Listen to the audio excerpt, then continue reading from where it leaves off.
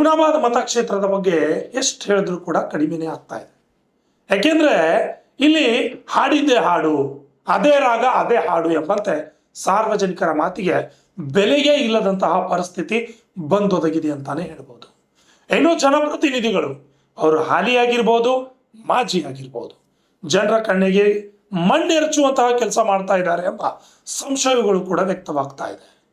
ಬೀದರ್ ಜಿಲ್ಲೆಯ ರಾಜಕಾರಣಿಗಳ ಮೇಲೆ ಸಂಪೂರ್ಣವಾಗಿ ಈಗ ಮಾಣಿಕ್ ನಗರದ ಸಂಸ್ಥಾನದವರು ಆಕ್ರೋಶವನ್ನ ವ್ಯಕ್ತಪಡಿಸಿದ್ದಾರೆ. ಕಳೆದ ತಿಂಗಳಲ್ಲಿಯೇ ಲೋಕಾಯುಕ್ತ ಅಧಿಕಾರಿಗಳು ಈ ಒಂದು ಕಂಪನಿಗಳನ್ನ ವೀಕ್ಷಣೆ ಮಾಡುವುದಕ್ಕೆ ಬಂದು ಭೇಟಿಯನ್ನ ನೀಡಿ ಹೋಗಿದ್ರು. ಈಗ ಮತ್ತೆ ಏನು ಮಾಣಿಕ್ ನಗರದ ಹತ್ತಿರ ಇರತಕ್ಕಂತಹ ಏನು ಹಳ್ಳ ಇದೆ, ನದಿ ಇದೆ, ಹಳ್ಳ ಅಂತಾರೆ, ಆ ಹಳ್ಳಕ್ಕೆ ಮತ್ತೆ ಅದೇ ಕಲುಷಿತ ನೀರು, ರಾಸಾಯನಿಕ ನೀರು ಬಂದು ಜಮಾವಣೆ ಆಗ್ತಾ ಇದೆ. ಆದರೂ ಕೂಡ ಅಧಿಕಾರಿಗಳು, ಶಾಸಕರು ಎಲ್ಲರೂ ಕೂಡ ಮೌನ ವಹಿಸಿದ್ದಾರೆ. ತಮ್ಮ ತಮ್ಮ ರಾಜಕೀಯ ಬೇಳೆ ಬೇಯಿಸಿಕೊಳ್ಳುವ ಸಲುವಾಗಿ ಒಬ್ರು ಪರವಾಗಿ ಮಾತಾಡ್ತಾರೆ, ಇನ್ನೊಬ್ರು ವಿರೋಧವಾಗಿ ಮಾತಾಡ್ತಾರೆ.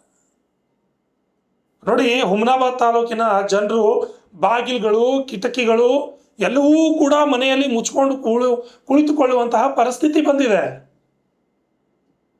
ಮಾನ್ಯ ಶಾಸಕರೇ, ಮಾನ್ಯ ಮಾಜಿ ಶಾಸಕರೇ, ಏನು ವಿಧಾನ ಪರಿಷತ್ ಸದಸ್ಯರು ಇದ್ರ ಬಗ್ಗೆ ಕ್ರಮ ಕೈಗೊಳ್ಳಬೇಕಾದವರು ಯಾಕೆ ಸುಮ್ಮನೆ ಕುಳಿತಿದ್ದಾರೆ? ಮಾಧ್ಯಮದ ಎದುರು ಬಂದು ಒಮ್ಮೆ ಶಾಸಕರು, ಒಮ್ಮೆ ಮಾಜಿ ಶಾಸಕರು ದೊಂಬರಾಟ ಮಾಡೋದೇ ಆಯ್ತು. ಇದಕ್ಕೆ ಅಂತ್ಯ ಯಾವಾಗ? ಜನರ ಸಮಸ್ಯೆಗೆ ಪರಿಹಾರ ಯಾವಾಗ ಅಂತ ಸಾರ್ವಜನಿಕರು ಪ್ರಶ್ನೆಯನ್ನ ಕೇಳ್ತಾ ಇದ್ದಾರೆ. ಸಾರ್ವಜನಿಕರ ಸಮಸ್ಯೆಗಳನ್ನ ಬಗೆಹರಿಸಬೇಕಾದಂತಹ ಶಾಸಕರು, ಮಾಜಿ ಶಾಸಕರು, ಅಧಿಕಾರಿಗಳು ಏನ್ ಮಾಡ್ತಿದ್ದಾರೆ? ಶಾಸಕರು ಕೇಳಿದ್ರೆ ಸರ್ಕಾರ ಕಾಂಗ್ರೆಸ್ ಇದೆ ಅಂತ ಹೇಳ್ತಾರೆ. ಮಾಜಿ ಶಾಸಕರಿಗೆ ಕೇಳಿದ್ರೆ ಶಾಸಕರು ನಾನು ಅಧಿಕಾರಕ್ಕೆ ಬಂದ ಮೇಲೆ ಶೀಘ್ರವಾಗಿ ಅದನ್ನ ಮುಚ್ತೀನಿ ಅಂತ ಹೇಳಿದ್ರು. ಅವ್ರು ಏನ್ ಮಾಡ್ತಿದ್ದಾರೆ ಅಂತ ಪ್ರಶ್ನೆಯನ್ನ ಕೇಳೋದ್ರಲ್ಲೇ ಹೋಗ್ತಾ ಇದೆ. ಜನರು ನಿಮ್ಮ ಮೇಲೆ ನಂಬಿಕೆಯನ್ನ ಕಳೆದುಕೊಳ್ತಾ ಇದ್ದಾರೆ. ಇದು ನಿಮ್ಮ ತಲೆಯಲ್ಲಿ ಇರಲಿ. ಕಳೆದ ತಿಂಗಳಷ್ಟೇ ಲೋಕಾಯುಕ್ತರು ಭೇಟಿ ನೀಡಿದ್ರು ಕೈಗಾರಿಕಾ ಪ್ರದೇಶಕ್ಕೆ. ಈಗ ಮತ್ತೆ ಅದೇ ಹಾಡು ಅದೇ ರಾಗ, ಕೈಗಾರಿಕಾ ಪ್ರದೇಶದ ತ್ಯಾಜ್ಯ ನೀರು, ರಾಸಾಯನಿಕ ನೀರು ಹಳ್ಳಕ್ಕೆ ಬಿಡ್ತಾ ಇದ್ದಾರೆ. ಅದರ ಬಗ್ಗೆ ಒಂದು ವರದಿ ಇದೆ, ನೋಡ್ಕೊಂಬನ್ನಿ.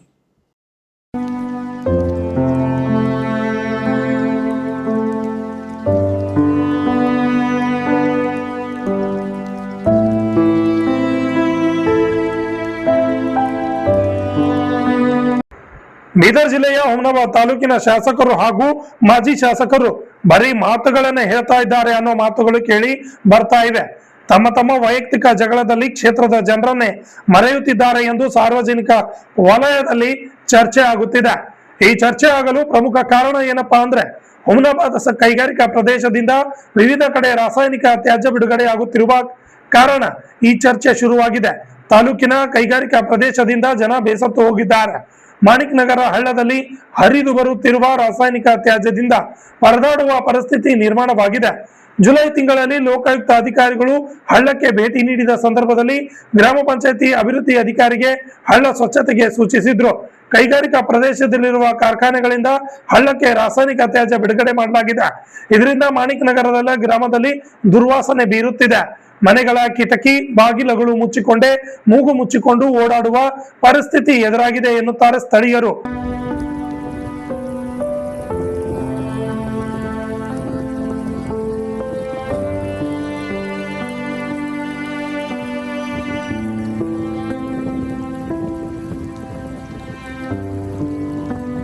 ಪ್ರತಿನಿತ್ಯ ಮಾಣಿಕನಗರ ಸಂಸ್ಥಾನಕ್ಕೆ ರಾಜ್ಯ ಮತ್ತು ಅಂತಾರಾಜ್ಯದಿಂದ ಬರುವ ಭಕ್ತರು ಸಹಿತ ಕಲುಷಿತ ವಾತಾವರಣದ ಬಗ್ಗೆ ಮಾತನಾಡುವ ಪರಿಸ್ಥಿತಿ ನಿರ್ಮಾಣವಾಗಿದೆ.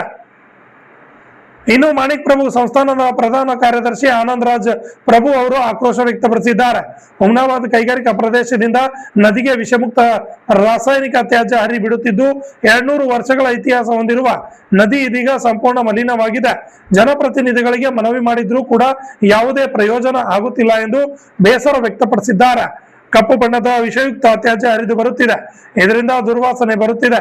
ಮೊಳಕೆರ, ಗಡವಂತಿ, ಮಾಣಿಕ್ ನಗರ ಗ್ರಾಮದ ಬಳಸುವ ಬಾವಿ, ಕೊಳವೆ ಬಾವಿಗಳಿಗೆ ಸೇರಿ ಕಶುಲಿತಗೊಳ್ಳುತ್ತಿದೆ. ಸ್ಥಳೀಯರು ವಿವಿಧ ರೋಗಗಳಿಂದ ಬಳಲುತ್ತಿದ್ದಾರೆ ಎಂದು ಆಕ್ರೋಶವನ್ನ ವ್ಯಕ್ತಪಡಿಸ್ತಾ ಇದ್ದಾರೆ. ನಮಸ್ಕಾರ. ನನ್ನ ಹಿಂದೆ ತಾವು ನೋಡ್ತಿರ್ಬೇಕು, ಈ ನಮ್ಮ ಗುರುಗಂಗಾ ವಿರಜಾ ನದಿಯ ಏನು ಪರಿಸ್ಥಿತಿ ಇದೆ ಅಂತ. ಇವತ್ತು ನಮ್ಮ ಹುಮ್ನಾಬಾದ್ನಲ್ಲಿನ ಇಂಡಸ್ಟ್ರಿಯಲ್ ಏರಿಯಾದ ಎಲ್ಲ ಯೂನಿಟ್ಸ್ಗಳು ಅನ್ಟ್ರೀಟೆಡ್ ವಿಷಯುಕ್ತವಾದ ಅವರ ತ್ಯಾಜ್ಯವನ್ನು, ಕೆಮಿಕಲ್ ತ್ಯಾಜ್ಯವನ್ನು ಈ ನದಿಯಲ್ಲಿ ಬಿಟ್ಟು ಸುಮಾರು 200 ವರ್ಷಗಳಿಂದ ಇತಿಹಾಸ ಹೊಂದಿರುವ ಒಂದು ಪವಿತ್ರ ಗುರುಗಂಗಾ ವಿರಜಾ ನದಿಗೆ ಇವತ್ತು ಏನದ್ರದ್ದು ಪರಿಸ್ಥಿತಿ ಮಾಡಿಬಿಟ್ಟಾರ ತಾವು ನೋಡ್ರಿ. ಎಷ್ಟು ಸಲ ಮನವಿ ಮಾಡಿದ್ರು ಅಧಿಕಾರಿಗಳಿಗೆ, ಜನಪ್ರತಿನಿಧಿಗಳಿಗೆ, ಏನೂ ಅದರ ಮೇಲೆ ಆಕ್ಷನ್ ಇನ್ನೂ ಆಗಿಲ್ಲ.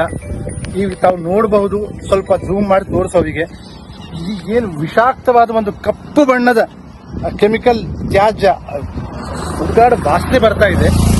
ಇಷ್ಟು ಅಂದ್ರೆ ಈ ನೀರಿಗೆ ನೀವು ಅಲ್ಲಿ ಈ ನೀರಿನಿಂದ ನಮ್ಮ ಊರಿನಲ್ಲಿ ಅಕ್ಕಪಕ್ಕದಲ್ಲಿ, ಮಾಣಿಕ್ ನಗರದ ಅಕ್ಕಪಕ್ಕ ಊರಿನಲ್ಲಿನ ಗಡವಂತಿ, ಬೇರೆ ಬೇರೆ ಊರಲ್ಲಿ ಈ ಮೊಳಕೆರ, ಗಡವಂತಿ, ಮಾಣಿಕ್ ನಗರ್ ಇಲ್ಲಿ ಮೇನ್ಲಿ ಅಂದ್ರೆ ಮಂದಿಗೆ ಬಾವಿ ನೀರು ಯೂಸ್ ಮಾಡ್ತಾರೆ.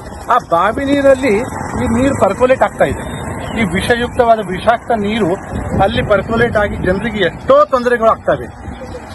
ಅದಕ್ಕೆ ಬಿಟ್ಟು ಜನರು ಬರ್ತಾರೆ, ಇಲ್ಲಿ ಭಕ್ತಾದಿಗಳು ಬರ್ತಾರೆ, ಲಕ್ಷಾವಧಿ ಮಂದಿ ಮಾಣಿಕ್ ನಗರ ಪರಿಸರಕ್ಕೆ ಬರ್ತಾರೆ.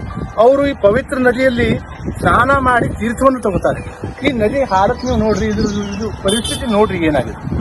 ಇದಕ್ಕೆ ಎಷ್ಟು ಮನವಿ ಮಾಡಿದ್ರು ಏನು ಅದರದ್ದು ಅಂದ್ರೆ ರೆಸ್ಪಾನ್ಸ್ ಇಲ್ಲ, ಆಕ್ಷನ್ ಇಲ್ಲ, ಏನೂ ಇಲ್ಲ.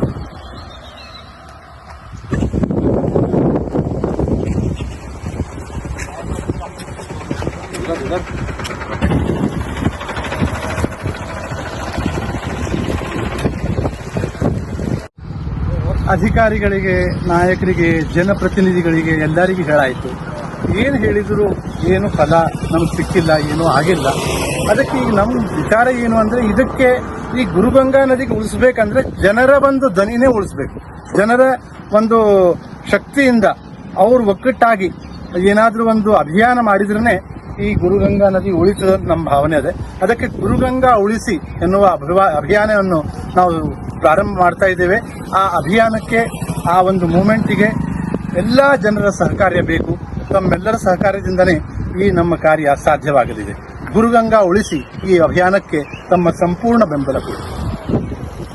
ಜಯ ಗುರು ಮಾಣಿಕ್. ಈಗೇನು ನಾವು ನೋಡ್ತಾ ಇದ್ದೀವಿ, ಗುರುಗಂಗಾ ಮತ್ತು ವಿರಜಾ ನದಿ ಸಂಗಮ ಕ್ಷೇತ್ರ ಮಾಣಿಕ್ ನಗರ. ಇದು 200 ವರ್ಷಗಳ ಭಕ್ತರ ನಂಬಿಕೆ, ಆಸ್ಥೆ, ಶ್ರದ್ಧೆ. ಮಾಣಿಕ್ ಪ್ರಭು ಸಂಸ್ಥಾನದ ಭಕ್ತನಾಗಿ ಈ ತರದ ದಿನ ಒಂದು ಬರುತ್ತೆ, ನದಿ ಕಲುಷಿತ ಆಗುತ್ತೆ, ಅದ್ರ ಬಗ್ಗೆ ನಾವು ಮಾತಾಡಿ ಕ್ಯಾಂಪೇನ್ ಮಾಡಬೇಕಾಗುತ್ತೆ ಅಂತ ಯಾವತ್ತೂ ಅಂದ್ಕೊಂಡಿರ್ತೀವಿ. ಆದರೆ ಇವತ್ತಿನ ದಿನ ಬಂದಿದೆ. ಹಾಗಾಗಿ ಮಾಣಿಕ್ ನಗರ, ಗಡವಂತಿ, ಮೊಳಕೇಡು, ಹುಮ್ನಾಬಾದ್ ಈ ಪ್ರಾಂತ್ಯದ ಜನರಿಗೆ ಅದು ಕುಡಿಯೋ ನೀರಾಗಿರುತ್ತೆ. ವಿಶ್ವನಾಥನಿಗೆ ಸಮನಾದ ಪ್ರಭು ನಮಗಿದ್ದರೆ, ಗಂಗೆಗೆ ಸಮನಾದ ಗುರುಗಂಗೆ ಇದ್ದಾಳೆ. ಬರೀ ಇದಕ್ಕೆ ತಕ್ಕಂತ ಅಧಿಕಾರಿಗಳು ಗುರುಗಂಗೆ ಉಳಿಸೋದಂತಲ್ಲ, ನಮ್ಮ ಆಸ್ಥೆ, ನಮ್ಮ ನಂಬಿಕೆ ಮತ್ತೆ ಆ ಪ್ರಾಂತ್ಯದ ಜನರ ಜೀವನವನ್ನ ಮತ್ತೆ ಜೀವವನ್ನು ಉಳಿಸಬೇಕು. ಹುಮ್ನಾಬಾದ್ ಇಂಡಸ್ಟ್ರಿಯಲ್ ಏರಿಯಾದಿಂದ ಬರ್ತಿರುವಂತಹ ಕಲುಷಿತ ನೀರನ್ನ ತಳಿಸಬೇಕು.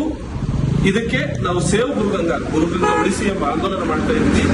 ಇದು ಅಧಿಕಾರಿಗಳ ತಕ್ಕ ನಿರ್ಧಾರಗಳನ್ನು ತಗೊಂಡು ಈಗಲಾದರೂ ರಾಜಕಾರಣಿಗಳು ತಮ್ಮ ಸ್ವಂತಕ್ಕಾಗಿ ಬಿಟ್ಟು ಜನರಿಗೆ ಇಂತಹ ಘಟನೆ ಮರುಕಳಿಸದಂತೆ ಜನರ ಸಮಸ್ಯೆ ಬಗೆಹರಿಸ್ತಾರ ಕಾದು ನೋಡಬೇಕಾಗಿದೆ. ಈಗಲಾದರೂ ಮಾಜಿ ಶಾಸಕರು ಮತ್ತು ಶಾಸಕರು ತಮ್ಮ ವಾಜಗಳವನ್ನ ಬಿಟ್ಟು ಈ ಸಮಸ್ಯೆ ಬಗೆಹರಿಸಲಿ ಮುಂದಾಗ್ತಾರ ಎನ್ನುವುದು ಕಾದು ನೋಡಬೇಕಾಗಿದೆ. Vidyasagar, RJ32 Kannada news, Humnabad.